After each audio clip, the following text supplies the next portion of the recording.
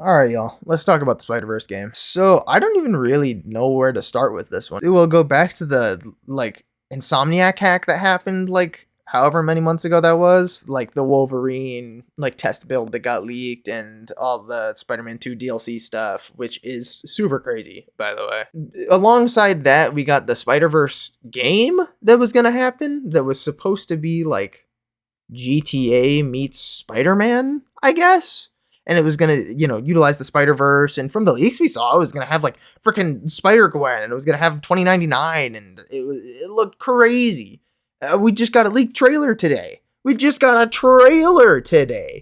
it looks crazy. I mean, to be fair, it's literally just they took Spider-Man 2 and they took its assets and they kind of added Spider-Gwen, and that was pretty much all they did. But conceptually, it looks insane. I mean, we've been wanting multiplayer Spider-Man 1 since Spider-Man 1.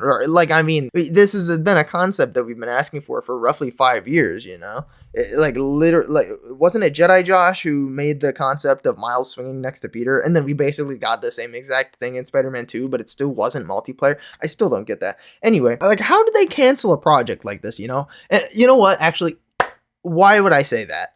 Of course they would cancel this. Of fucking course they would cancel this. It got leaked, which seemingly seems to be a thing that just makes things get canceled. I don't understand why, but I mean, look at all the leaked projects that happened from WB for 10 years, and we never got those. Secondly, it's a multiplayer superhero game. Have any of those done well in recent history? I can't imagine that the people at Sony would see a multiplayer game and they would look at Avengers and Gotham Knights, and then they hadn't even had Suicide Squad yet, but of course, with just Gotham Knights and Avengers, they would go, oh my god, no, don't you dare make a multiplayer game. All these people want are single-player games, and all we've been doing well at is single-player games. Why would our fans want multiplayer? And then it's but you guys could have done it. You guys would have done it well.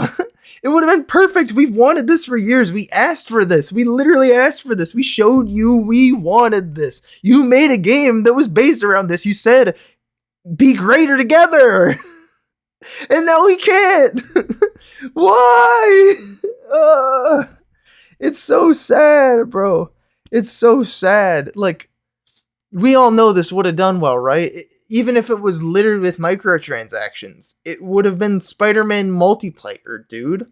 And, I hope to God they wouldn't have littered it with microtransactions, because I know that people would have given them backlash, and the game would have done significantly worse with microtransactions. But, still, even if it was, you would have bought this game, right? Everyone and their mom would have bought this game. It's Spider-Man GTA.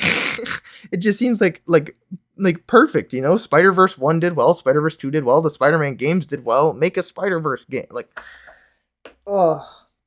Anyway, there's more to it too, because it's not just that they cut this one section. I've been noticing ever since I played Spider-Man 2 just how unfinished of a game it is. It's not just the co-op sections. They cut significant sections of Venom content as well. He was supposed to be a much larger part of the story, it would seem. When I was playing through the recent test levels and stuff that showed up with the debug menu, there was a couple of levels that were referencing the Meteor, and what comes in a Meteor in the Spider-Man universe. There's only so much, and I can only think of Venom in particular, but there's probably more. The Spider-Man comics are very, very long and wide in variety. But obviously, there's quite a few stuff that alludes to the wider role Venom would have played in this game. For starters, how the fuck did Norman get Venom? And then why does he never use him throughout the rest of the game? What? How does that happen? You show him in the first cutscene giving his kid the symbiote, somehow controlling the symbiote, by the way. And then he never uses him ever again. He never has him. He never puts on the symbiote. They even seem like they have some relationship when Norman runs at the symbiote when he's breaking out of his laboratory. And he's like, just get it off of him. And then the symbiote's not killing him. So it's clear Norman has this relationship with the symbiote that has been established now off screen. You could have had this all done in levels, but I think my speculation is they were going to do a Venom game, and I feel like this was in the leaks. It still seems obvious to me that he was going to play a wider role in the campaign, though, because even if he was going to be playable in the Meteor and the sections playable in, that's double the extent of Venom we were going to get. That's quite a bit more Venom, right? Like, the biggest thing that puts this all together for me is just like not just pulling at straws and saying, you know, random shit because I want Venom to be more playable. I honestly couldn't even care less. I like the section we got and I thought it was cool. But the thing that puts it all together for me is that the original main theme for the game that got released on Spotify had an extra section with Venom's like musical theme in it. Like it went from being Peter's theme to being Miles' theme to being Venom's theme. And that just seems quite obvious to me that he was going to play a larger role, especially seeing as he was playable. Seems like if he was going to be playable in Meteor as well, he would likely have been playable in plenty of other sections as well.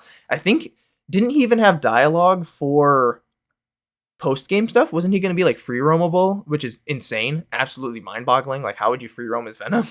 Okay. Checked in with a couple people. Venom game was a thing. Google even has it. It was going to be called Lethal Protector. So, yeah, it seems like he probably got cut for his own game again.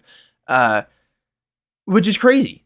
They saw the opportunity to make 2 extra games out of a game that felt unfinished, if I'm going to be honest with you guys. Spider-Man 2 to me felt unfinished since I finished the story. I could tell there was stuff with Venom that was missing because, I mean, the musical theme in particular really set me off. I really thought he was going to be a bigger part of the story.